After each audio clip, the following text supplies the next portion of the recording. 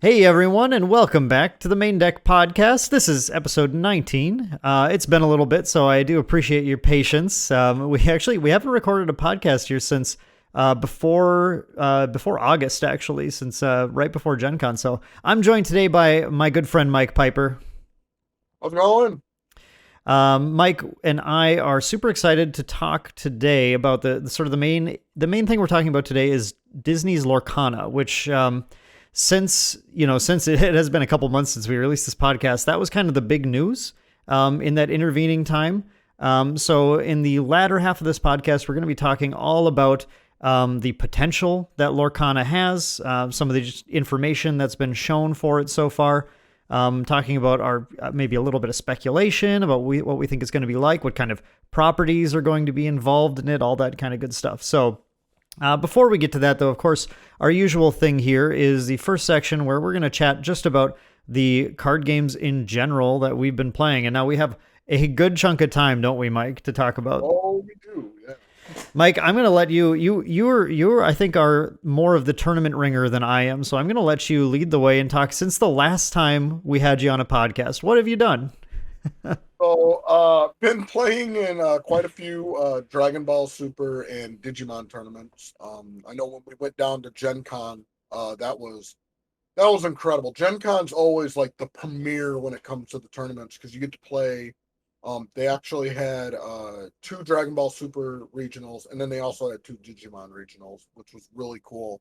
The Digimon regionals were on Friday and Saturday, and then Dragon Ball Super was on Thursday and Sunday for those. So, went down. We did the regional events, and then I also went down to Kansas City, and unfortunately, the Dragon Ball Super and Digimon regionals were at the same time. So I had someone play my Digimon deck, and then I actually played in the Dragon Ball Super regional. So I've been playing quite a few regionals since the last time we've been on the podcast. Yeah, you're our Bandai player, basically. You play anything Bandai puts out.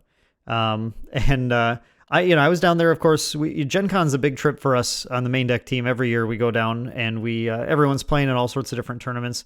I actually did get a chance to play a little bit in a few competitive My Hero Academia events. I unfortunately had to pull out of the regional on Saturday to help our good friends at Panini who were getting a little overwhelmed at their booth.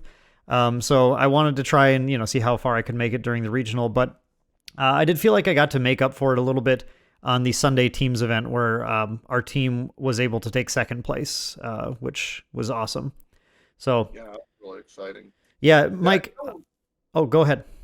I was going to say that was really cool being able to work with the Panini booth, like working at the NFL 5 booth. That was a lot of fun. I mean, I'm a big football guy myself. Go Lions. Football fans, literally when I was at the booth and I would be like, yeah, I'm a Lions fan. Every one of them went to me and went like, I'm so sorry. Yeah. but that was really fun to be able to work the NFL 5 booth. Yeah, I had to, I dropped out of the regionals early on Friday, just so I can be part of that and do the booth. And one of the things that I will like, from my experience, just seeing a different side of the con. Like a lot of times when you go to a con, you're just walking around and you don't really kind of get to see the back end of how things work. That was really cool to be able to like work at a booth, actually work at the con, interact with people coming to the booth and selling, and then also after we got to say after they shut down the convention, like the main shopping area, we got to see what happens in the back end. My friend and I, John, when we did it, and it was amazing. Like, definitely want to be doing it again. Just had an absolute blast working with Panini and the NFL 5 team. Yeah, all of us there were involved in that, and everyone in our group got to do a little bit of NFL 5 demoing, whether or not they knew about football, whether or not they had really played the game much prior to going down, but the general sentiment from everyone was that it was a really fun experience, actually, just demoing it to people. Like a lot of people I showed were very interested. They had a ton of fun. They thought it was a really cool game. It's definitely like a lesser known game, and I don't know if I can really speak to like how competitively viable it is necessarily or anything, but if anything, if you're a football fan and you just kind of want to get an experience of like playing football on a tabletop, it's got to be a fun casual game to pick up. So Absolutely. It's another one of those where a lot of people collect it, but maybe not nearly as many play it, and they don't realize that there's an actual play mechanic to it. So, ooh, I wonder if that's going to be any foreshadowing for a discussion later. yeah, we'll get into that. Oh yeah. That'll be interesting. Yeah, for sure. So, Mike, I know that during this event, during a Dragon Ball Super event, you had a pretty interesting experience. Let's say with an opponent and a judge. I don't know if you want to take an opportunity to talk about that. It was interesting to hear a harrowing tale and really just to kind of set the stage, a tale of just kind of what issues can come up that aren't necessarily in a lot of people's control, that are related to the timing and the running of multiple events at once, and the difficulties that judge staff can face, I think, when they're running these events. So why don't you take the stage, talk about it? Absolutely. So first off, to make very clear for those, I have no ill will. I mean, it is what it is. I mean, what happened, I mean, it's just kind of the part of the event, and it is partly my fault. Probably should have been hooping and hollering a little bit more, but just to kind of, and also no ill will towards my opponent either. But essentially, was playing an opponent, just to kind of get into brief details. I know not everyone who's listening to this plays the Dragon Ball Super card game. But he was playing more of kind of like we were both kind of playing kind of control-y type decks.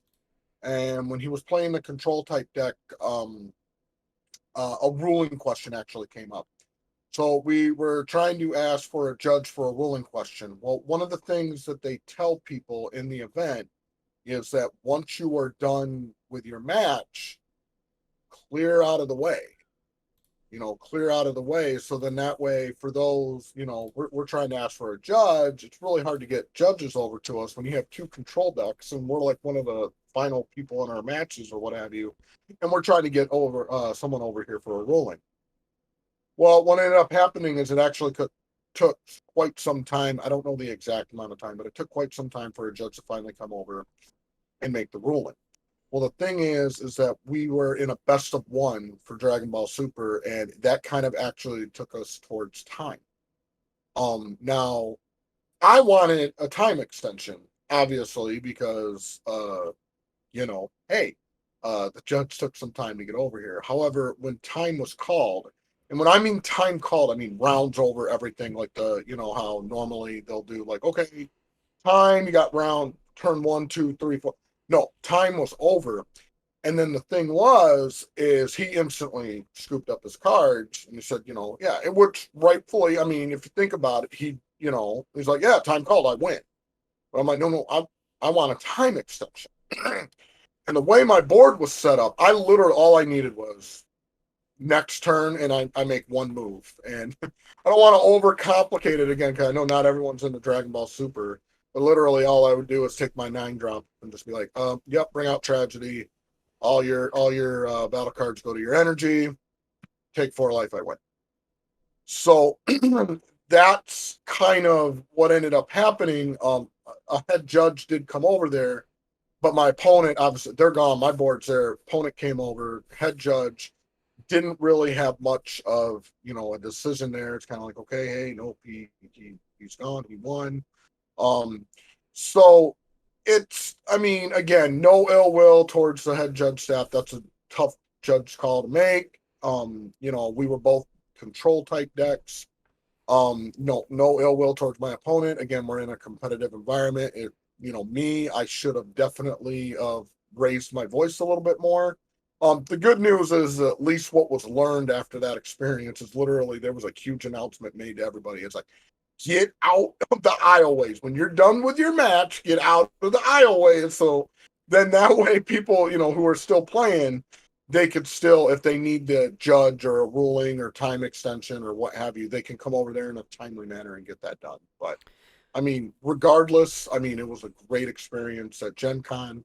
Again, no ill will towards the judge staff or my opponent or anything along that lines. Yeah, it was that was a scenario where it's really difficult to pinpoint like who was at fault for anything there, because there was just kind of a little bit of everything. It was sort of a perfect storm of just like, it was a big event, a lot going on. Already, judge calls can be tough to get to in time, but then there's a crowd there that's making it difficult, causing things to kind of excessively, an excessive wait to be able to get a response to something. And then at the end of the match, time procedures are I personally really don't like when games have a snap, the game just ends right now time procedure. I typically think that there should at least be like complete the current game action type thing, because games are not as much as important as it is to be quick when you play. Think in a relatively quick time frame, not taking forever to do things. At the same time, it's not a dexterity game. It's not a game where it's, you're not playing slapjack here or something. It's like, okay, well, let's finish the game action and then end the game. And that's not necessarily how this worked here, but this has inklings of that. And that's been a thing in My Hero lately too, a little bit of like, well, they should be able to finish the current game action. The game shouldn't just snap and then it's a tie or whatever. Yeah, and I understand from a tournament organizer's perspective, like they do got to keep the tournament. I mean, best case scenario, we're playing best of 3, no time limit. Everyone just take their time. We can do what we need to do. That's just not, unfortunately, it's not realistic. I mean, there's got to be, there's got to be time rules and stuff like that put in place. So it's that fine line of, keeping, you want the competitive play, but then also, it just so happens when 2 control decks go at it. I mean, you're in for it. It ain't going to be like pick up your deck and 3 turns, either I win or lose. So right, it's you're in for a long haul in some of those, and that's also that's a tricky thing just to work out from a game design perspective. Is you want decks to exist that can take a while and control the game, because that creates interesting gameplay states. That's you really. If you look at any game that's, and a lot of games have had like eras of their metagame where it's just aggro kind of focused aggro decks. Dragon Ball Super definitely had a section of that for a while that I think that was more like when I was playing it a little bit.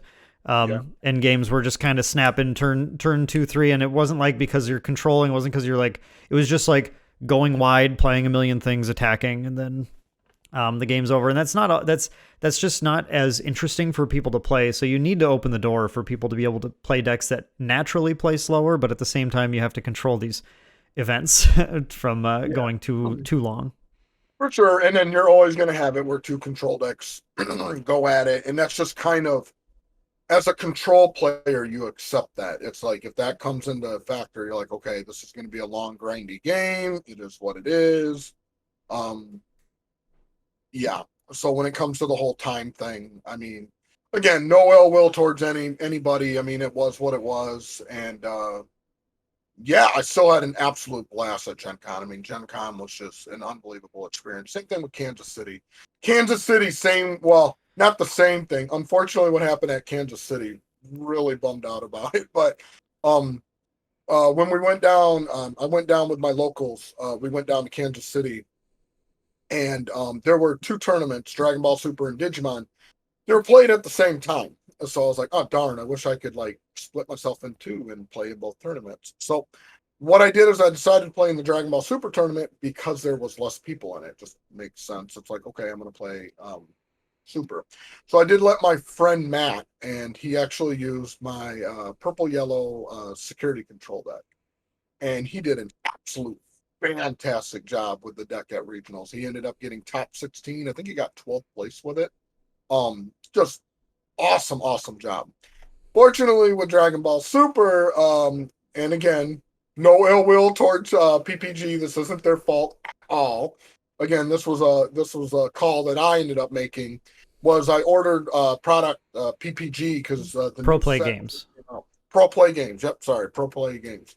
So ordered from the new set, and when we got down to Kansas, and I'm like, all right, I got my cards for my deck. I'm ready to go. Here we go.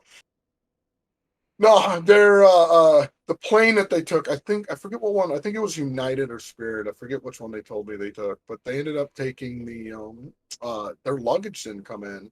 So they didn't have any of my product and any of the new stuff for my deck. And I'm like, oh no. Yeah, So, that's the worst when you place the order and you do the pickup at the convention or whatever the event because you know, all right, then I'm guaranteed to have it on the day of. yep. Well, And the thing is when Dragon Ball Super, the new set, which I know, hopefully we'll be doing a podcast over that soon. For we will. Zenkai, yeah, they there was a lot of stuff added, like Z deck and all that, and I had none of that, like none of that. So I'm going into the regional, and I'm like, well, all right, let's just see how big of an impact the Z deck makes. I mean, can't be that big of an impact, right? Right? So why don't you foreshadow the next podcast? How big was the impact? Huge. I changed the game. 100% changed the game. People play differently now, everything. So I will tell you, foreshadowing of the next podcast, yeah, just try playing the game without a Z deck now. You'll let me know how far you get. No, that was bad news at that regional. I mean, I was happy I went 4 and or what do you call it? 3 and 4. 3 and 4. Wait, no, we played 8 rounds. 4 and 4. It was 4 and 4. Oh, okay. So, Well, you went even. You went even at least. You picked up games. but no V deck, no nothing. Went in there and I'm like, huh. I don't know. Honestly, I'm impressed that you went even on the an Yeah, even split on your games, having I, none of I was that. quite I did that. But yeah, I mean, but still, again, Kansas City, wonderful experience. Ended up right not the yep, right there. Michelangelo. I actually got to meet the Teenage Mutant Ninja Turtles. And then the actor that played Michelangelo, I got to meet him. He actually signed my Pied Piper Michelangelo figure. Makes So sense, Mike Piper. So, I have a but yeah, question about that. That's really cool. Actually, I didn't realize the whole Piper thing with that too. Um, right. I have a question about that. So and I'm not a Teenage Mutant Ninja Turtle guy. I'm so I was just it was a little before my time. So and I just Okay. never got into it. Um, but I have seen the really awesome movie with the whole Vanilla Ice song and everything. All right. Um, Good. Good. so when you talk about you met the Michelangelo actor, was it is that the guy from the movie or the guy from the show, or are they the same person? So it's the guy from my understanding is Johnny. Oh, I forget his last name offhand. But he played the Michelangelo figure with Vanilla Ice in the movie. Okay, this So, is the one from the movie. correct. Nice. Then I actually can understand that reference. That movie is so bad, but it's really entertaining at the same Yeah. time. Yeah. Old school 80s. And then I got to meet the Red Power Ranger, Austin St. John, which was really cool. I wish I would have brought my helmet. But we did actually, it was really cool. We talked for about 10 minutes. Because I got to him like when the line was people were starting to go on lunch or what have you. So there was no one in line, but we actually started talking, like we were talking about his comics and his upcoming stuff. And then one of the things we got into was Amazon. Because he's like, hey, how's it going? Where do you work? And I go, oh yeah, hey, I work for Amazon. He's, oh, I've called into Amazon trying to do this. And that was it's a really cool conversation trying to get them set up on selling on Amazon. So I'm like, oh, you need to talk to this person, this person. I work for Amazon. Background, I work from home. Like this is what all of you're seeing. This is my office. Like this is what I get to work around every day. Like, this is like my happy place. My cards, everything. So yeah, that Nice, was a really nice. cool conversation. Yeah. That's really cool. Whenever we go to cons, I never get a chance to go visit with the celebrities or whoever's there. Yeah. I got too many things on my schedule. Yeah, Gen Con, yeah, it was the same thing. I mean, Gen Con with all the tournaments and stuff, but it was kind of nice to have that, kind of, especially Sunday, because there was no tournament on Sunday. I was able to do a lot of that stuff on Sunday. I even picked up new lightsabers, which honestly, I'd show you all like, the really cool lightsabers I bought. Like, they can change color. They got, like, different modes. I've got, like, a candy blade mode and all this. But it doesn't show that well on the camera. I was showing Dan before we started the podcast, and I was like, well, I can kind of see the rainbow. It doesn't show very well, but they're awesome. I Plus, bought 2 lightsabers. if you did that, then it would give me an opportunity to bring up Star Wars CCG on yet another podcast, and we don't need that. We Oh, have okay. enough of Okay. that. um, So I want to talk a little bit about a couple other games that have been kind of cropping up here a little bit. So, and Mike, actually, now that I think about this, I think you're one of the few people who I haven't gotten to demo Grand Archive for yet. That's correct? You have not. Yeah, interesting. I demoed it for a number of people at GenCon. I actually just got back from a local con up here called ValleyCon, where I spent the day yesterday doing some Grand Archive demos, just showing people. And we posted a video on YouTube also, if you haven't checked it out, talking about. So one of the big pieces of news in that I think will actually resonate a little bit more outside of even so you have no idea what Grand Archive is. This you might see the impact of this down the line a little bit, but they announced that next year, their first major tournament, it's called Ascent Houston. It'll be in Houston, Texas, obviously. So this is an event that will have two equal halves to it. One's called the Path to Silver, and one's called the Path of Silver, and one's called the Path of Iron. Or Path of Steel. Sorry, Path of Steel, Path of Silver. That's what it is. I don't have it in front of me, but I believe that's the two names. Path of Steel is the competitive tournament, right? You play the game, you beat each other up, and then not physically, but then you see who is the best, and you win. The Path of Silver is, and again, this isn't a side event. This is like just imagine split down the middle, right? This is one half Path of Steel, one half Path of Silver. The Path of Silver is a competitive collector's event. So I'm letting that sink in for a second there. This is where you are going to collect competitively with other players. Yeah, that's the right face, Mike. All right. I'm intrigued. I like how they're pulling the collector market into the okay. Yeah. How does this work? So here's how it works. A few months before the event, they're going to release basically a big spreadsheet online. It's going to take every card in the game, including non-foil version, foil version, collector rare version, whatever. Each one's going to have a row on this spreadsheet, and they're all going to have 3 attributes. It's not listed on the card. It's listed on the sheet, which means it can be adjusted over time for future events or something.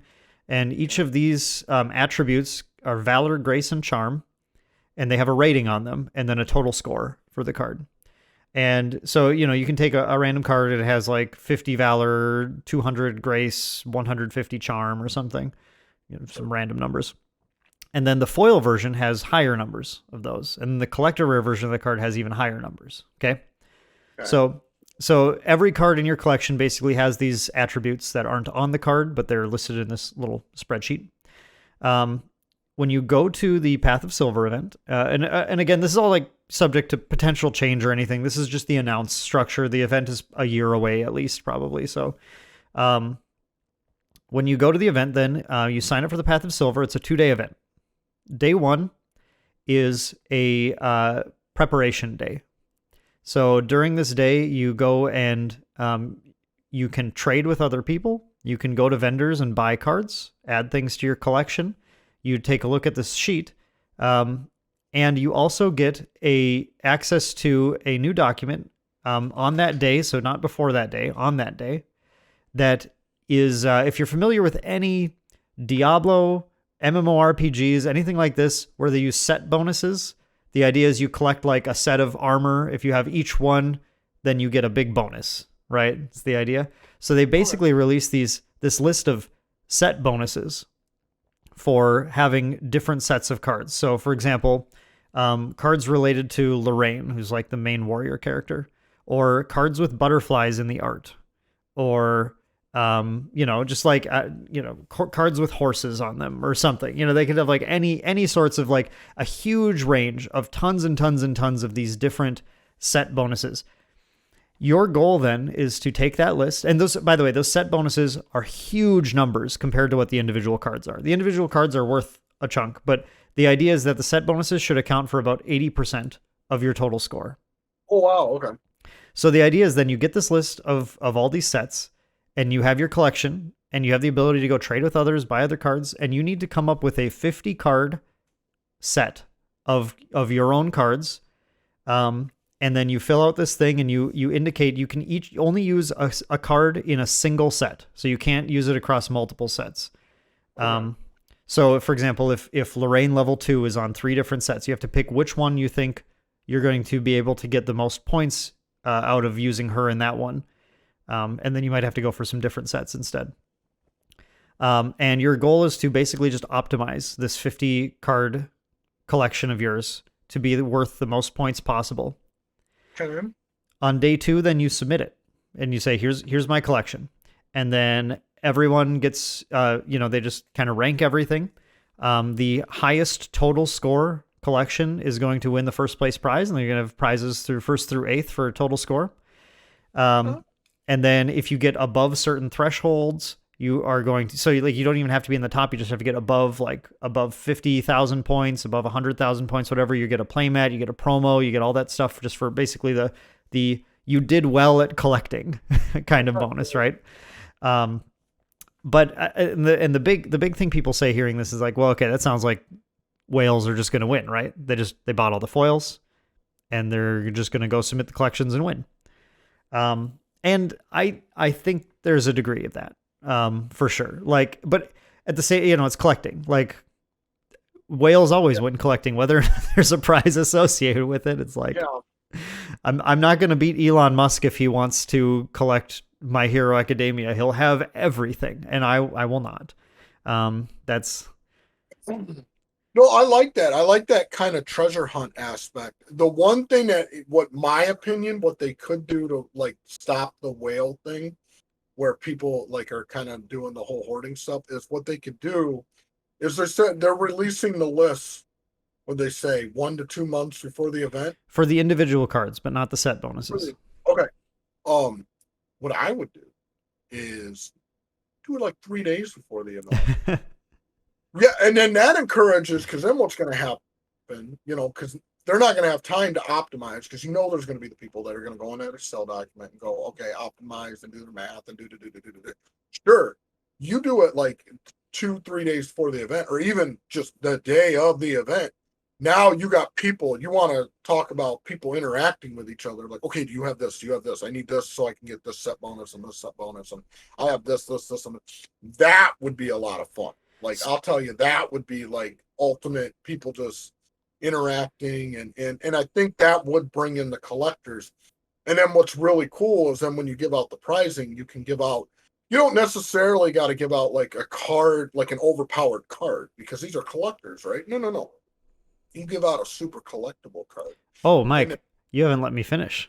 Okay. Okay. All right, go for it. I'm ahead of myself. Okay, go ahead. So, first of all, the trading thing you're talking about on the day is going to happen because the set bonuses are such a big chunk of the value that there's going to be like foil commons that are like draft chaff, cards that you just don't really care about outside of like limited play or something, that are involved in some like giant set bonuses that like suddenly everyone's like, oh man, I need a foil trusty steed or whatever.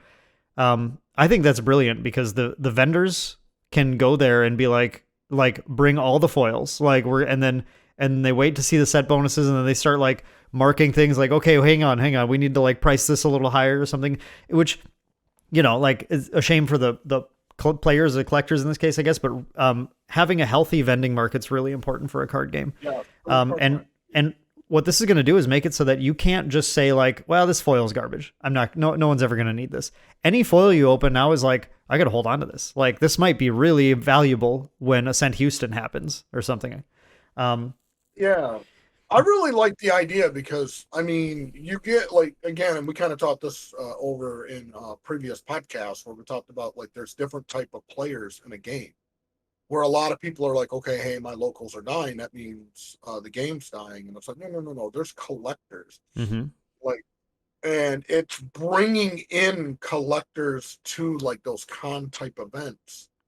And it's like, okay, now they can get special collectible cards and they're interacting with the players. And you can turn those collectors into players now because now they're like, oh, wow, look at this big event they're having, and I got all these cards, and might as well learn how to play. So right, you're opening the door for everyone to participate. I really like the inclusivity involved in this. The other element of this that I haven't really gotten to touch on yet is that it's not just going to be a top scorer wins. In addition to the top score winning, and by the way, you mentioned collectible prizes. Serialized special collector promo rares are what you're getting of cards that already exist. They don't do, and Grand Archive's not doing unique card rewards, but they're doing full art, alternate art, serialized versions of these cards. So the first place gets number 1 card, printed on there. Those, first of all, before anyone asks, also, they've already said that promo cards are not going to be used in the collection event, in the collector events, which means that you can't snowball, be like, well, I won a St. Houston last year, so I have this card that's worth more points than anybody in the world, right? Because then they would just always be able to win every year as long as they just bought the enough collection. Smart. But the other side of things is that to kind of make it so that it's not just the people who have the biggest collection, the biggest score that wins. And, because that would make it so that there's one optimized list, right? If you sat there for long enough, you could figure out this is the list of cards worth the most points, period. So those 3 attributes I mentioned, Valor, Grace, and Charm, they are also top 8ing people for the top 8 players in each category get special prizes as well. In those cases, they get the promo card, but it's stamped with Valor, Grace, or Charm, indicating which one that they topped in that year. So that's really cool because that means you can sit down and be like, you know what? I don't have the collection to compete with the top 8. I'll try, but I don't think I can. But instead, I'm going to optimize my list for Valor. I'm going to try and get in the top 8 for Valor instead. And players have to, all the players, I'm so used to saying players, all the collectors in the competition then have to decide, when they sit down and they go, okay, do I think I can optimize my list for the top 8, pure top 8? Or which of these attributes do I think I can best optimize my list for in order to increase my odds of coming away with something, And that's actually like the reason we love playing card games is the decisions that you have to make throughout the game, right? And proving yourself to make better decisions than other people. This is like a fascinating kind of big, it's like a macro decision. It's like one decision you have to make going right into the event, but it's like, it still is injecting a little bit of that into collecting. But not in the same way where I think like a collector would be put off of, like a lot of collectors who you try to teach a game, just like, I don't really care about this. I don't like playing the game. But it's a decision they might still like to make, and be interested in. Well, not to mention they're going to want to go into this anyway because they're going to get more collectible cards. I mean, that's the key thing. I mean, a collector is going to be intrigued by this because they're like, oh, wow. So I'm expanding my collection. And then if I have the bigger collection or the top 8, or then I even get more cards. Yeah, I like it. And then again, you're tying that collector's market into like, hey, this is a game too.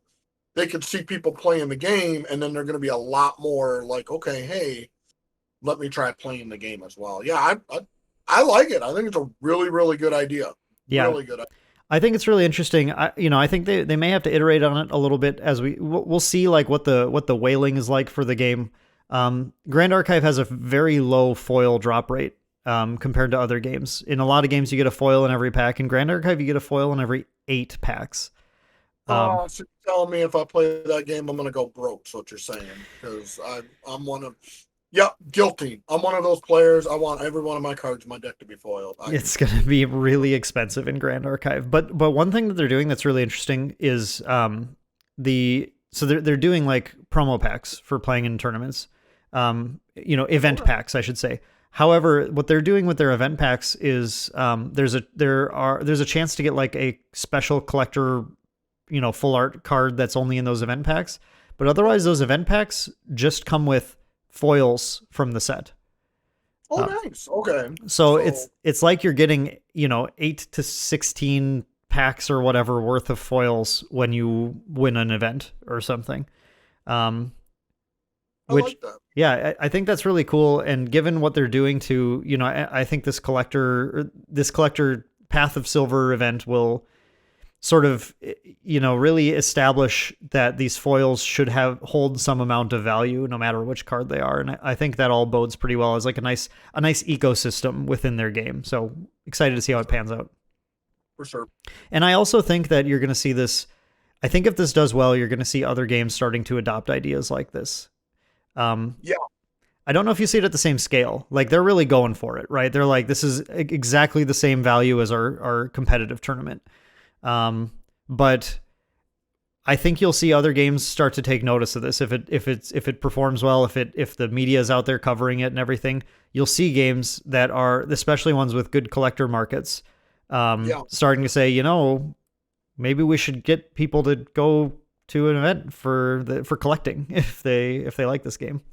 Yeah, because that's the thing. You got a lot of these games that have humongous collectors markets, and maybe there's bad marketing, or not going to get into any games in particular, but where you got to bridge that gap between collecting and playing. And this is like, I like the way that they're getting the collectors to come to the event.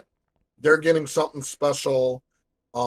And then you're also getting players who maybe normally, I mean, there's the vice versa of this too, is you're getting players that normally wouldn't be collecting now may want to collect. Yeah, might get the bug from it. I'm not even sure which I'm going to play. And when I go to Ascent, I might actually just do the Path of Silver because it sounds so fascinating to me. I just kind of want to try it out. You don't have both events going on at the same time though, right? Like They're the same. They are the same time. Oh, no, don't know. Otherwise, it'd be a 4-day event. Yeah, So they're trying to do a weekend, right? And that's the idea, is like you kind of pick which one you're going to do. It might be possible to like play in the event, and then like depending on how you do, in the competitive event, maybe you like X2, X3 or something, and go, I'm just going to drop out. I'm going to hop in the collector one or something. It may be possible. I'm not sure. But it's fascinating either way. And I think an interesting segue too, to why don't we talk about our main topic today, which is the potential of the recently announced Disney Lorcana. So I'm going to just lead this in with a little bit of baseline information, because not everybody really knows exactly what's going on here. Hang on, I was going to pull up a document, but my mouse is dead now. All right. I'm going to rely on my memory instead. Let's do that instead. So Disney's Lorcana was announced. I don't know. Maybe it was like a month ago now, maybe a little more. Disney's Lorcana is a TCG coming next year, actually, about a year away when we post this. I'm not sure if it's over or under slightly, but it's supposed to be Q3, Q4 next year, I think. 2023, but in case you're watching this in 2030 and you're like, what? It's coming out soon? Not that I'd really call that soon either. It's a ways away, but it's a game, it's a TCG, full TCG being announced, being, completely backed by Disney, and Ravensburger is the publisher. Not a publisher a lot of people are familiar with if you're only in the TCG space, but if you're in the board game space, they're a board game publisher for a very long time, and puzzles too. Actually, maybe you've had a Ravensburger puzzle and you didn't even realize it. So they have a lot of experience, in publishing board games. But I don't think there's a single TCG in their backlog, in their history. So it's an interesting collaboration between the two of them.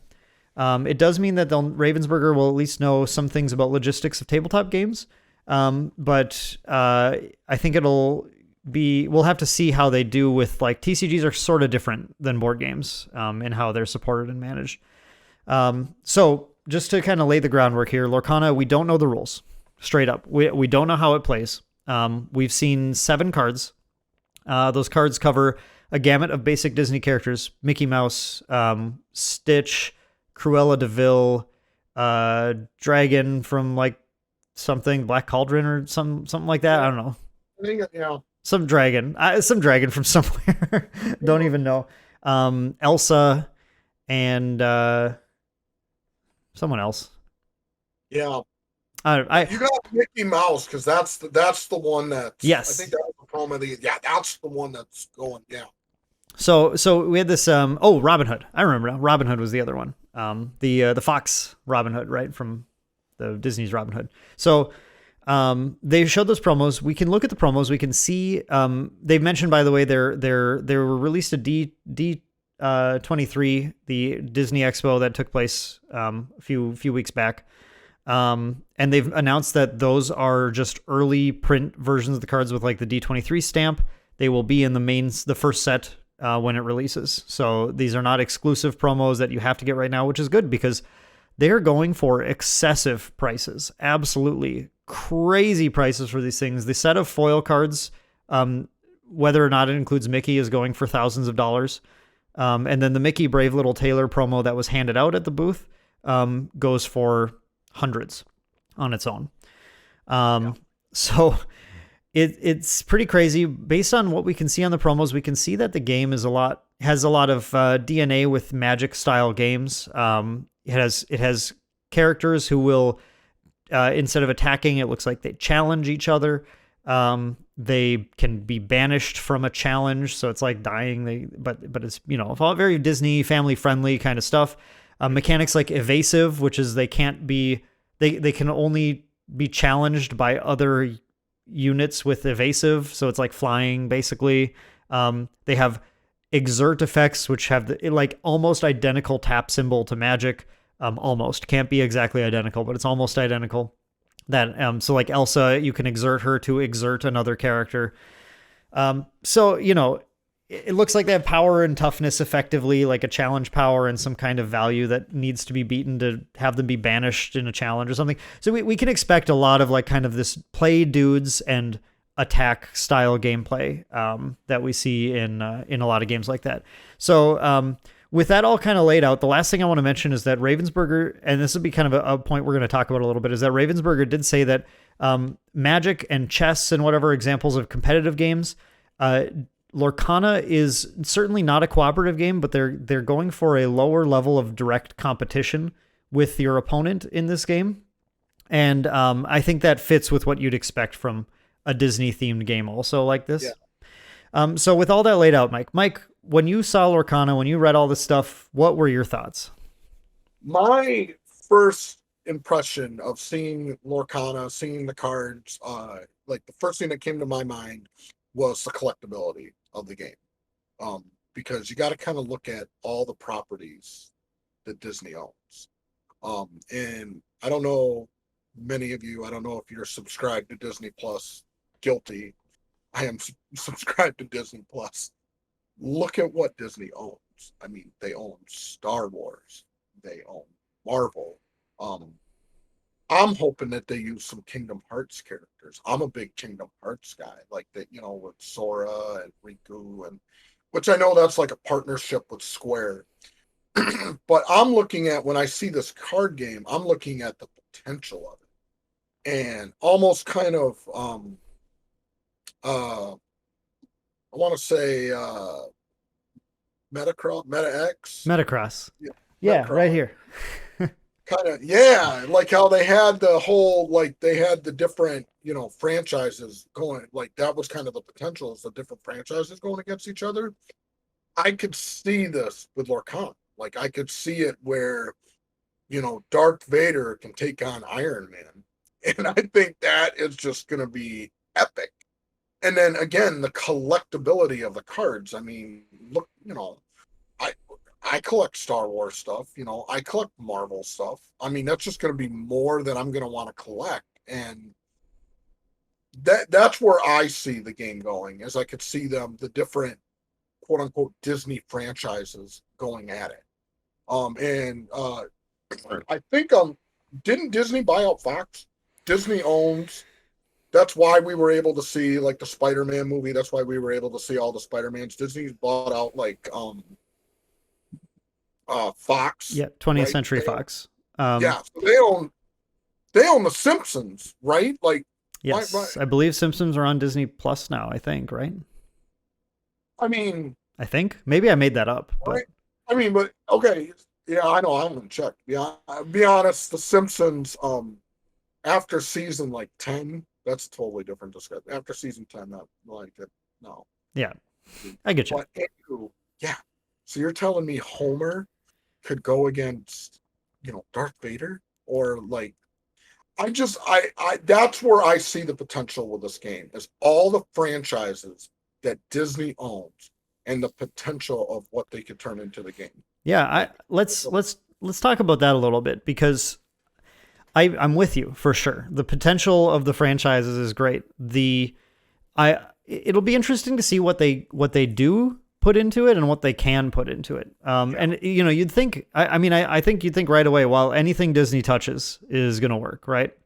And at the end of the day, it depends on basically like the caveat to everything I'm going to say here is we're talking about Disney. This is no longer talking about Jasco games or talking about honestly even Bandai to a degree. Like these companies that are, from somewhere between small to large.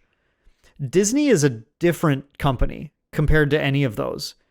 Disney can effectively do what they want to. There isn't anything really in their way because they have the capital to weigh against anything that would be a problem for them.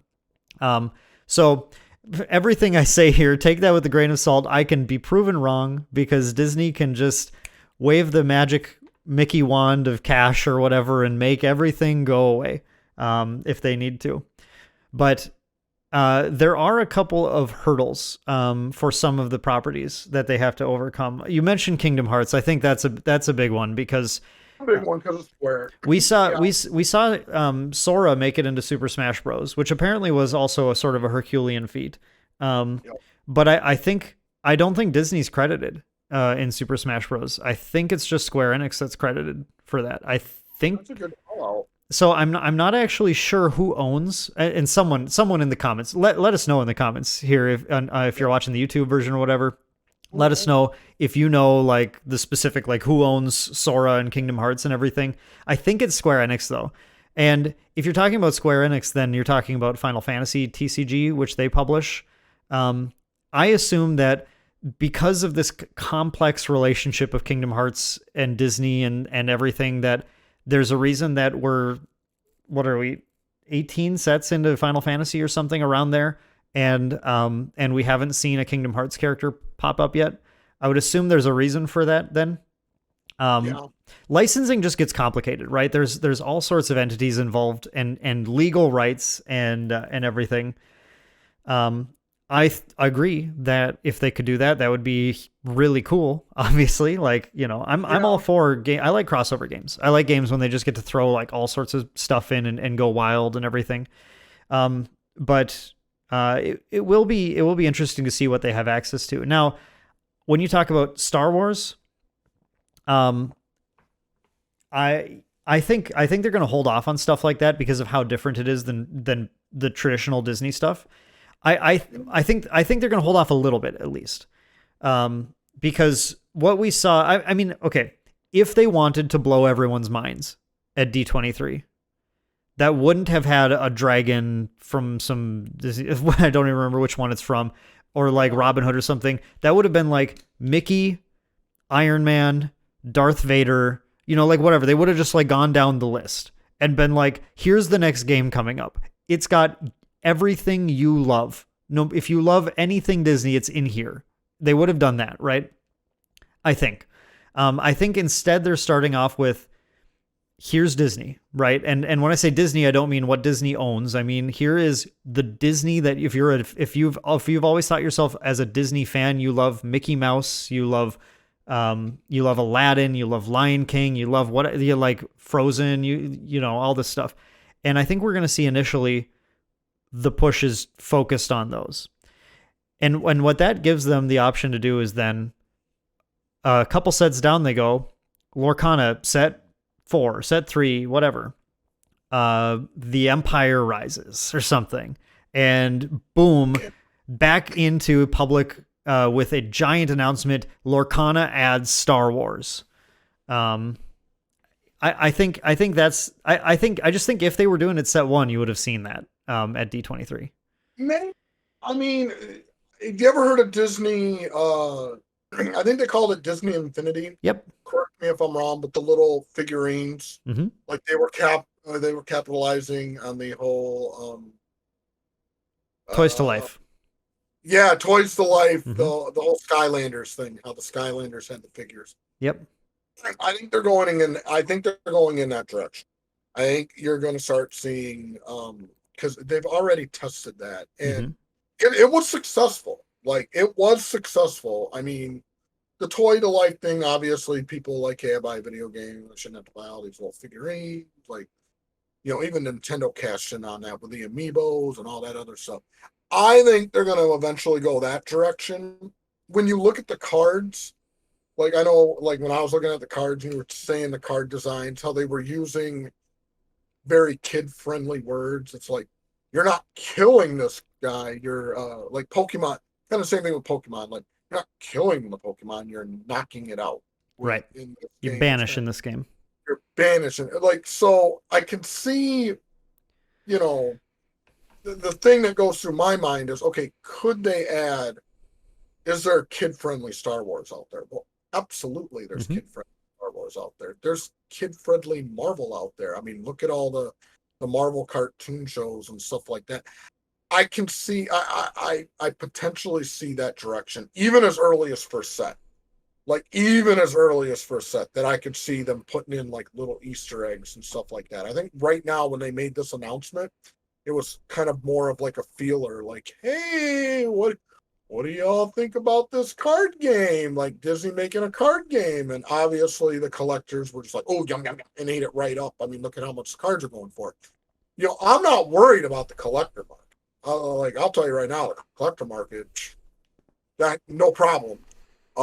Especially if the cards are well designed. I mean, if they, the artwork, and Disney owns everything. They own the artwork. They own everything. So these cards hopefully are looking just as cool as like Dragon Ball Super cards or Grand Archive. Like, hopefully they look just as cool as those. What I'm concerned about is the gameplay. Because like you said, we have this new publisher that has never, ever, ever, ever done a trading card game. Hopefully the gameplay is not trying to look for an appropriate word. Dull? Yeah. I guess. Interactive. Well, like, I want to talk about that with you. I want to throw one thing out just on the subject quick of the IPs and everything involved. We have Ravensburger, this publisher, has already done a series of Disney themed board games. We kind of have a roadmap for how they did that. And it's, and see, I think this is just one thing that leans towards this likelihood of it starting Disney and then moving later. But they started, if you're familiar with the Villainous board game, published by Ravensburger, became a pretty popular board game. It was sold in mass market, and did very well. It's a fun game, by the way. I played a little bit. You take the role of a villain, and you are trying to achieve your villainous goals. And everyone else can kind of stop you with some cards that represent like the heroes that are like trying to achieve, plot points of the story and everything, and the heroes coming in and kind of screwing with your plans. So started off with Disney villains. Then they introduced like, I think 2 or 3 expansions afterwards that were all just Disney villain, Disney villain, Disney villain. And then at GenCon last year, they released Star Wars Villainous, which was one of the hottest games of the con. And introduces Darth Vader, Kylo Ren, whoever, all these Star Wars villains. And you can play that version instead. And I think, I just feel like if they're going to go that route, where they're going to start introducing things like Marvel and Star Wars. And by the way, Marvel, a little more complicated because there are some board game rights to Marvel that are being used, and it's always tricky to know whether or not, like, there's something people don't realize in the industry is that you have card games and you have board games. And I mean that, like, they're distinct from a licensing standpoint sometimes. It always depends on how the licenses are effectively written when the contracts are being filled out and everything. But we've had times when there was one publisher releasing Star Wars board games. They can involve cards, but they're board games. And then there's another publisher releasing Star Wars card games. They can involve dice and board game components and stuff, but they're card games, right? Similarly, there's a regional thing. Where we've had cases where there were companies that could release a license in Japan as a card game. For example, Weisschwarz or whatever you want to call it, it's a game where you started as you play your favorite anime against your opponent's favorite anime, and you battle out and see who's got the better anime or whatever. We bring this up like every podcast too. It's just it relates to everything really. In Japan, there is a Star Wars Weiss-Schwarz set. There is a Marvel Weiss-Schwarz set. And there is a Pixar Weiss-Schwarz set. There's no English version of those.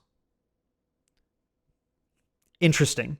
And it's interesting what that will mean, because it may mean the reason that there isn't an English version, you would think, is because, well, that must be a regionally exclusive thing or something. Or is it related to preparations for Lorcana in the background? I'm not sure. It's tough to say how that will impact Lorcana's ability to publish things. And finally, last thing is that there's a timing thing too. I can say, having, from when we were developing Metacross, we released an Attack on Titan set. I think Starter Deck's back here for the people in the YouTube version here. We released that Attack on Titan set for Metacross maybe less than a year, I think, after the Weiss-Schwarz Attack on Titan set. And then after we were done, Weiss-Schwarz released more Attack on Titan sets. It just, like, the rights kind of traded hands a little bit. I don't know the details of how the actual agreement worked or whatever, but there are a number of different elements that can affect what can be released. Disney can probably plow through whatever they want to. It doesn't really matter that much, but it'll be interesting to see kind of just how that plays out. Yeah, I was actually having a discussion with a few people when it came to licensing, and they were just, I simply don't get it. And I was like, well, let me put this in real simple terms for you. I know, I've read this and this is just a really quick article that I read, but it was hilarious, because this guy comes into town and he opens up a sandwich shop, and he's like, okay, and he had a contract that says you cannot build a sandwich shop within a block. You cannot build a sandwich shop within a block. Well, somebody comes into town and they built a hot dog stand, and they said, nope, that's a sandwich. Well, is a hot dog a sandwich? I mean, it's between two pieces of bread, essentially. So is that considered? I mean, and it's the same thing when it comes to these card games. When it comes to card games and board games, is a card game also a board game, or is a board game also kind of a card game in and of itself? If they're releasing expansions and all this other stuff, look at Boss Monster, one of my favorite games that I love to play. Is that a board game or is that a card game? They release expansion sets and everything else. So you got that really fine contract legalese. It can really mess things up. Yeah.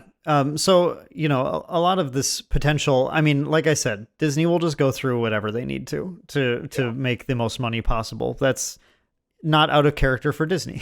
So, we'll see kind of how it pans out. But currently, that's another reason though why I would guess, just because of dealing with the legal issues of it all, that your first set, I think you're going to see Mickey Mouse and Friends, and you're going to see basic Disney stuff. But I think you're totally right, Mike, that the potential there to see Marvel, to see Star Wars, to see other really weird, potentially Disney stuff, that's whatever's under their umbrella with 20th Century Fox or whatever.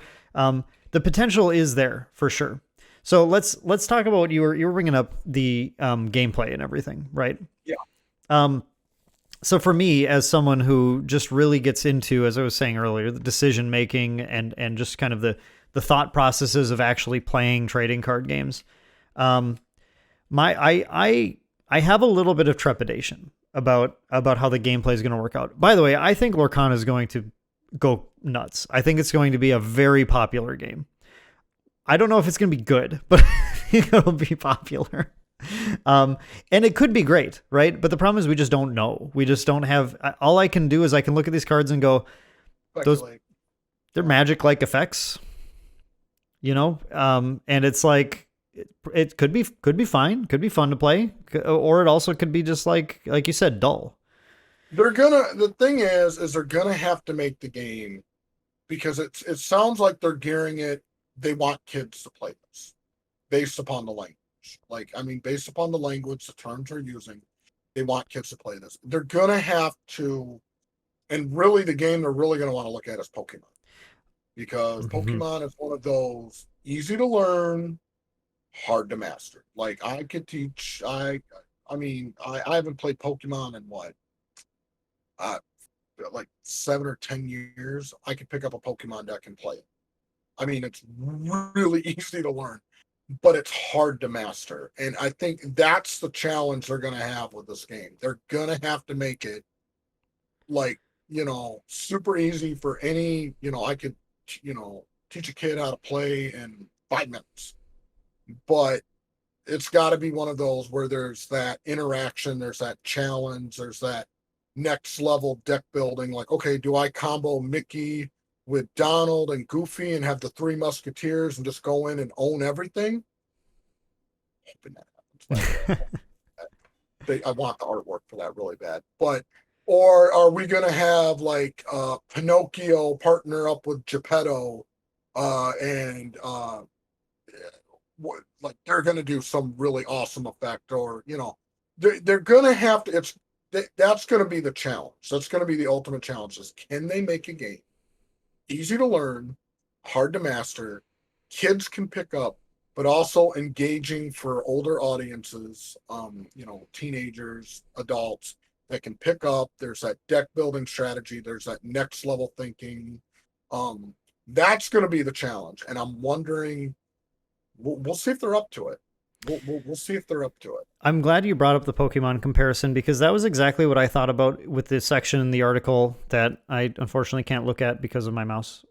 But oh man, the mouse struck us again. Wired one. First it was Mickey Mouse, now it's my mouse.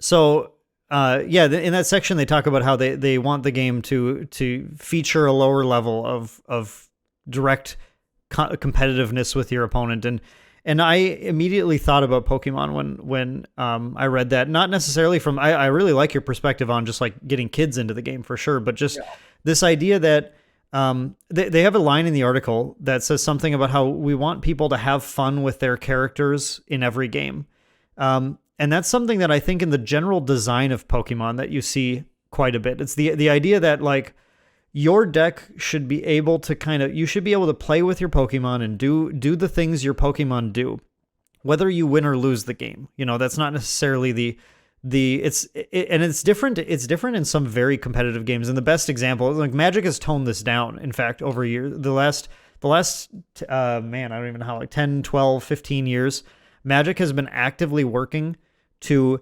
be more Pokemon-like in this respect. If you go back, and this is why you get a lot of people who are old school Magic players who be like, Magic's so different now. They're not wrong. Magic is very different now. And that's because back in the day, effects that directly discarded cards from your opponent's hand, destroyed their lands, countered their spells, all those kinds of effects were costed much more efficiently, and printed much more commonly. And the game back then was a lot more, there were more strategies in tournaments that were a lot more cutthroat. And the idea is that like, well, I'm going to stop you from doing your stuff, and then I'm going to win the game.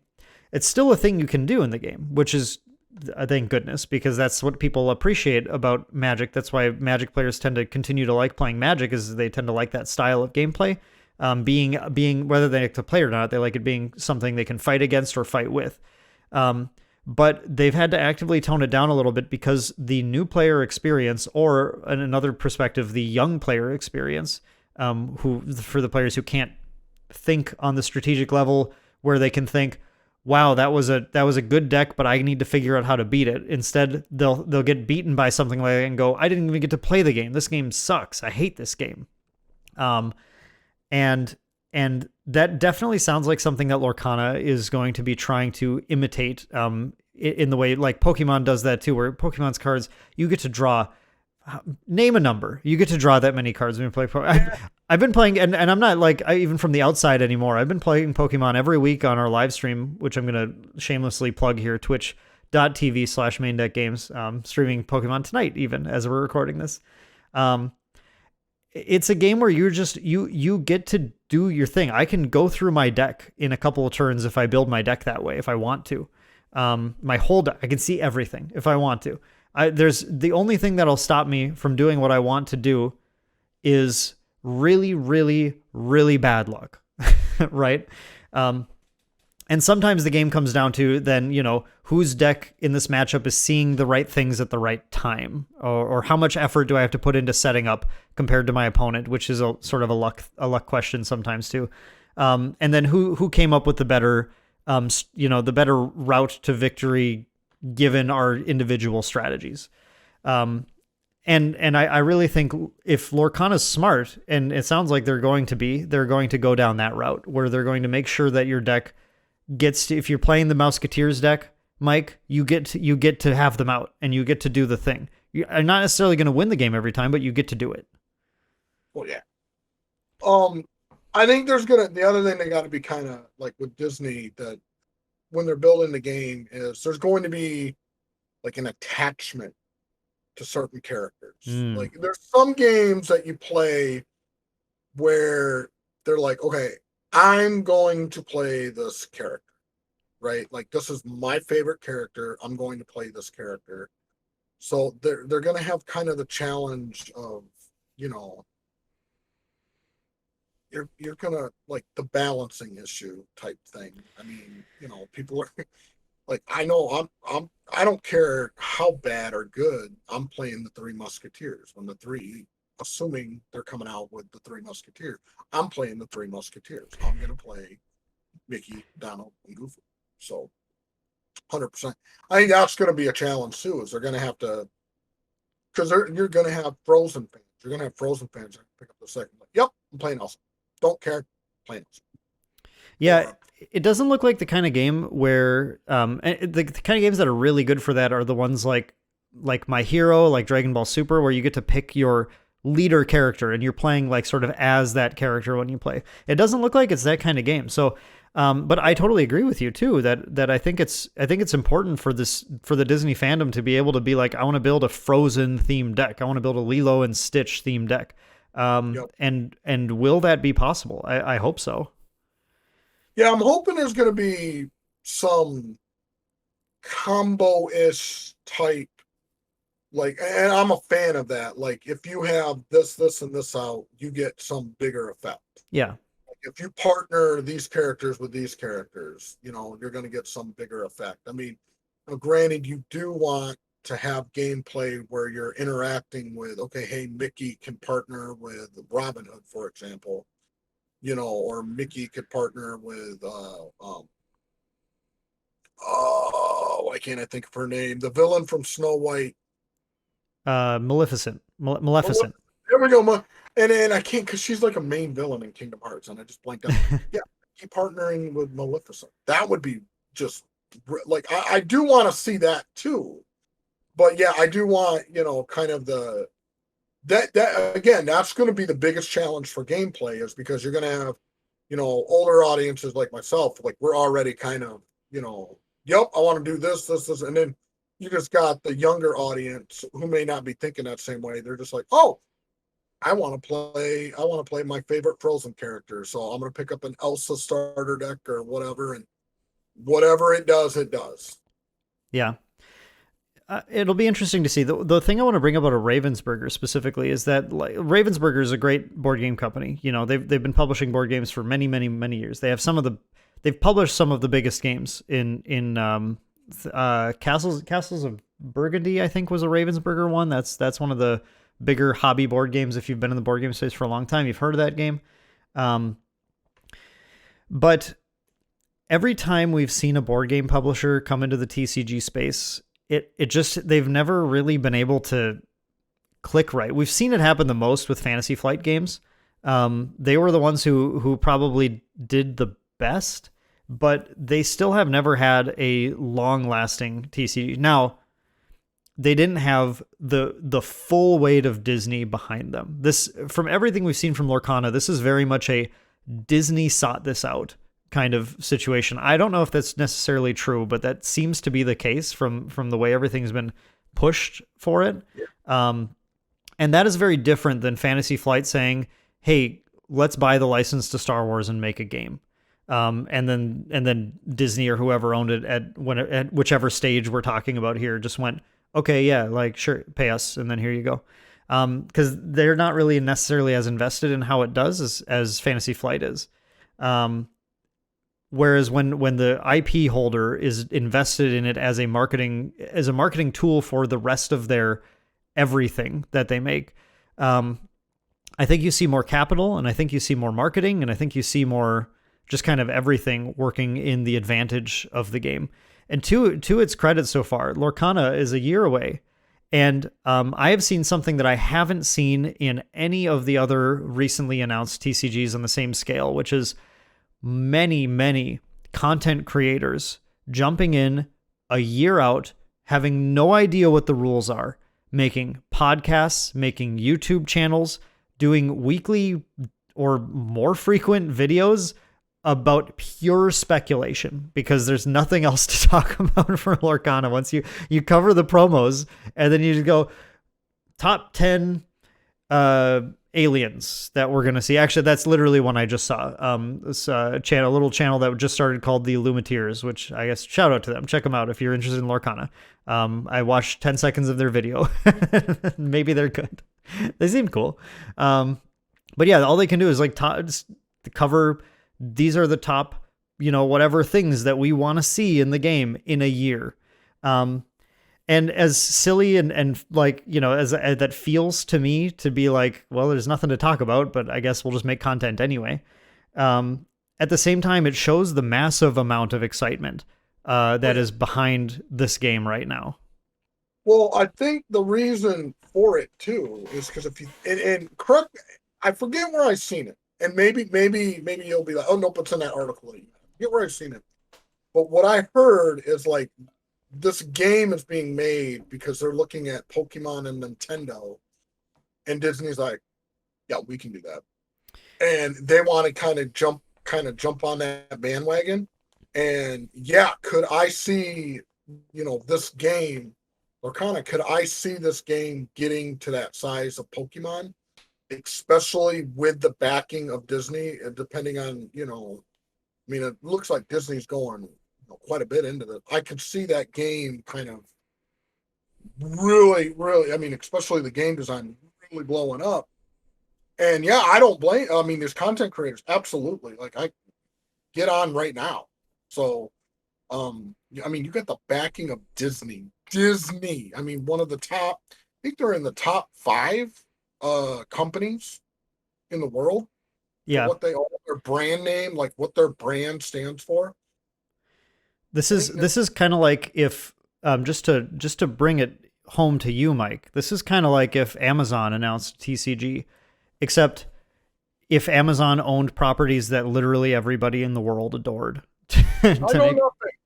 I need to put that legal disclaimer on there now.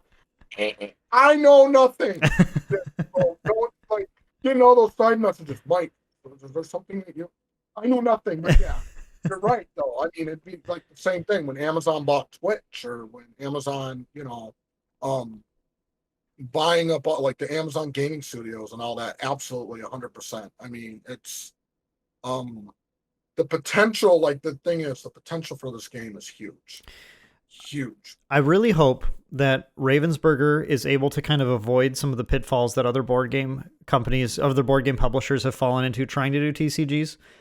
To me, that's one of the big issues here is that, we've seen issues from not understanding what the target audience wanted out of like tournament kits, tournament prizes, tournament frequency, tournament locations, not delivering on a like stable timeline for releases, expansions for the game, etc. You just get and under publishing, man, that is a big one. And actually, I think my biggest fear about Lorcana, because I agree, Mike, I think we're looking at Lorcana as potentially the big 3 turning into the big 4, right? Big 3: Magic, Pokemon, Yu-Gi-Oh. It's been that way forever. For the like at this point probably longer than TCGs have been I mean to say more than half the time that TCGs have been a thing. Like the lion's share of the time TCGs have been a thing has been dominated by the big 3. Yeah, right. That comment you just said, I can tell right now there's probably people listening going, you're nuts. There's no, like, how long has the big 3 been the big 3? We've taught like all these other, like, there's people, the thing you need to remember, and I'm telling you, just you need to think about this. When have we had the size of the company backing this game as big as Disney? That's all I'm going to say. Like, you can think of any other example.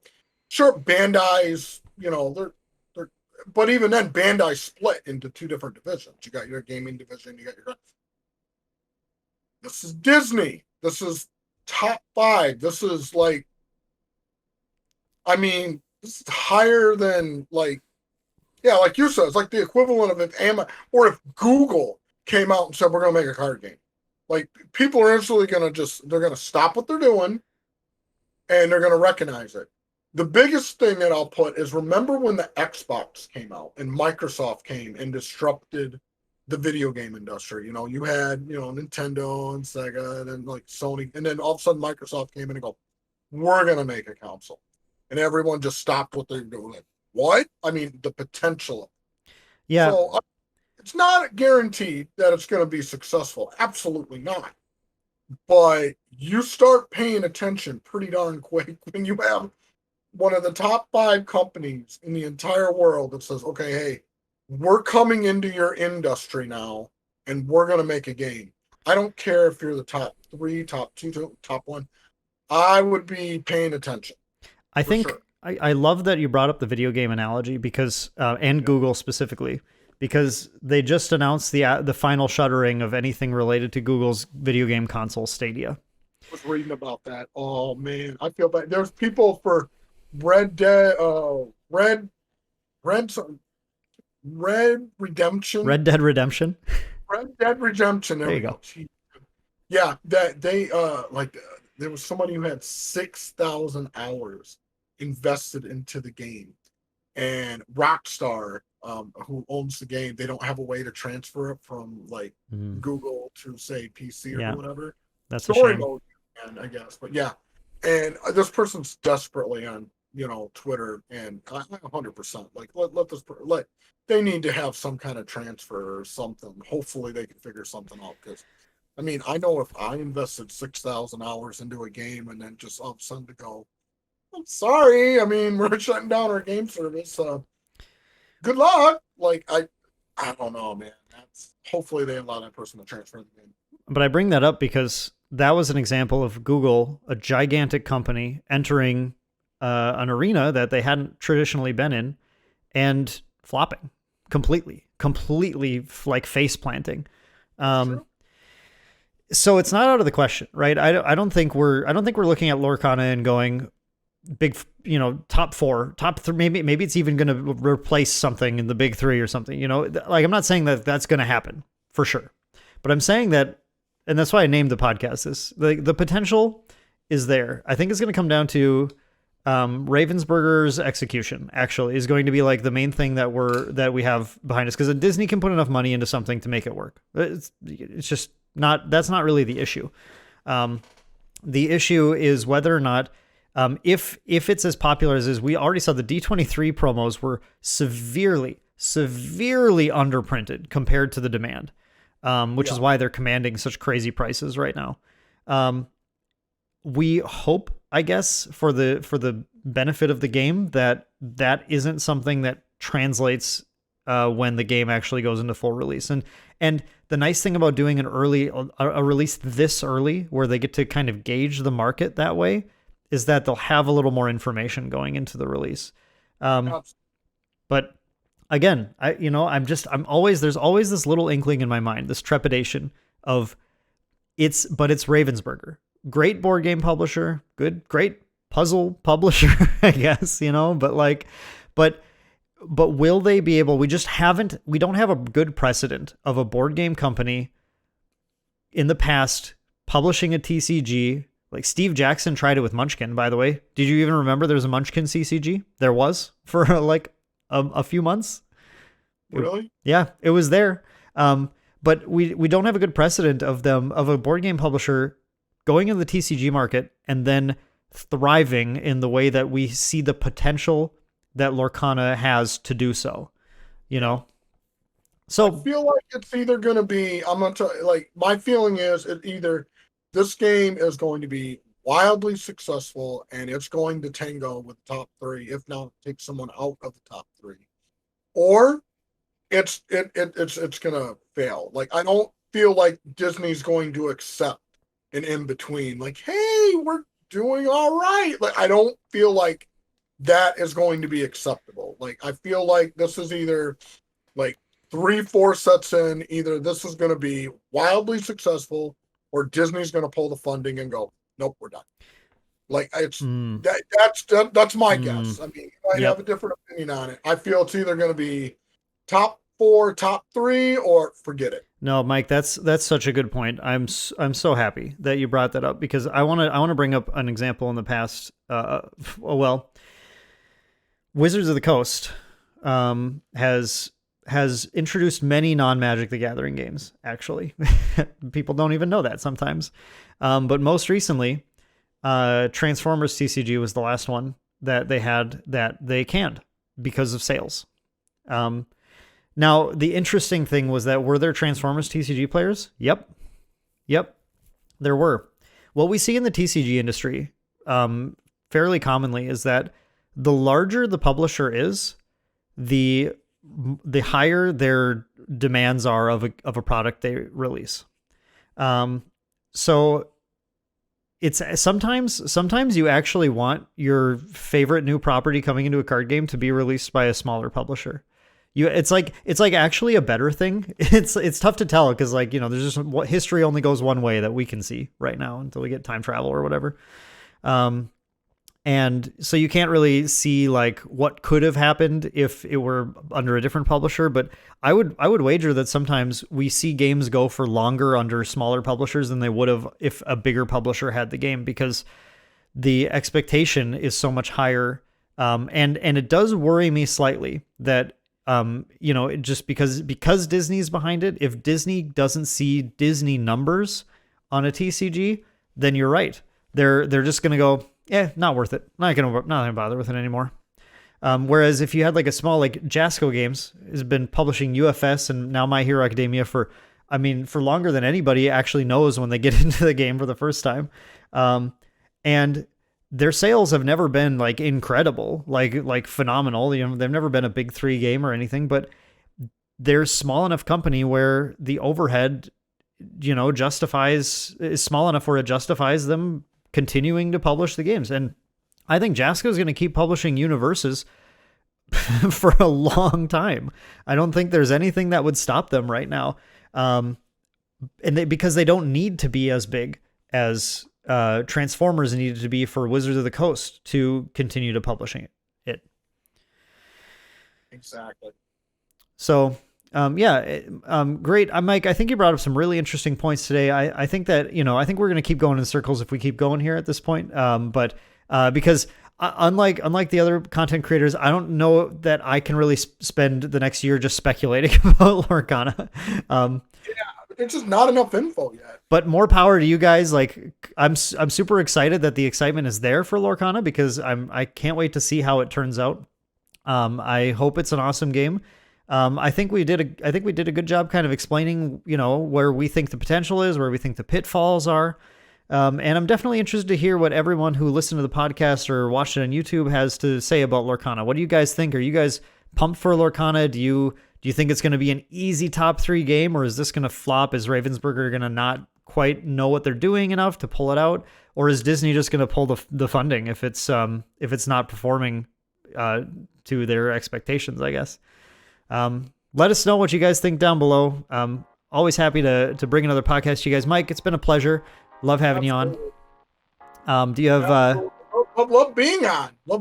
Yes, and we'll have you on the next one. The next one, we're planning on talking about Dragon Ball Super Zenkai series. And there's going to be so much more Bandai to talk about, actually, because, man, they do not stop coming out with games. We got One Piece and now Battle Spirit Saga coming next year. I'm running out of money. Like, I'm gonna have to start like a GoFundMe campaign. Please support my foil deck addiction of all these Bandai games. Like, it, yeah. You're gonna have to sell your pop collection in the background there. No, a big no from Mike on that. Excited for that. There's I do like the direction Bandai's going in, really mixing it up with new mechanics. Yeah, just being able to talk about the new mechanics and some of the new stuff and the collectors and all that good fun stuff. I can't wait for that podcast. For sure. We'll be back with it hopefully a lot sooner than this one took us to get out. But it's been really nice to get back and talk to you guys. It's been really fun podcasting. I hope you guys enjoyed listening to this. Quick shout out to our patrons who are incredible support network for us that keep us going and keep our community thriving. If you haven't joined the Discord community, you totally should. Our Discord community is awesome. TCGs, tons of super friendly, fun people, and we're hosting leagues, webcam leagues that people can play in every month for various card games. So hope to see you in the Discord. Thanks so much for listening today, guys, and thanks again, Mike, for joining me. And we'll catch you guys in the next episode of the Maindeck Podcast. Take it easy, everyone.